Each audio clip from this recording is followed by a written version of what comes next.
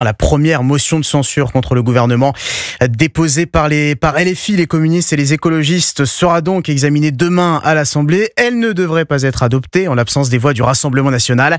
Mais une autre motion pourrait être déposée à l'issue des débats sur le budget qui reprennent aujourd'hui au Sénat. Et là, les choses pourraient se compliquer pour le gouvernement. Pour l'instant, seules les grandes lignes de ce très sensible projet de loi de finances sont sur la table, Barthélémy Philippe.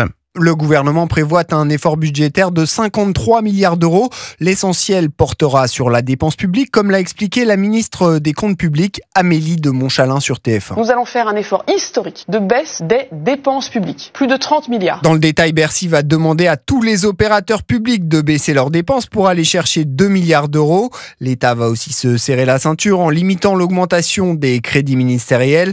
Idem pour les collectivités locales. Le gouvernement leur réclame un peu plus de 2 milliards d'euros d'économies. Les allègements de charges des entreprises vont diminuer d'1,6 milliard d'euros. Côté recettes, le gouvernement veut récupérer 21 milliards d'euros. Bercy va recycler la surtaxe sur les bénéfices des grandes entreprises du gouvernement Barnier. Rendement espéré, 8 milliards d'euros. Par ailleurs, le gouvernement envisage une légère augmentation du taux de la taxe sur les transactions financières qui génère près de 2 milliards d'euros par an. Enfin, le gouvernement espère récupérer 2 milliards d'euros grâce à une contribution de 0,5% sur le patrimoine financier des très hauts revenus. Barthélémy Philippe du service économie d'Europe 1.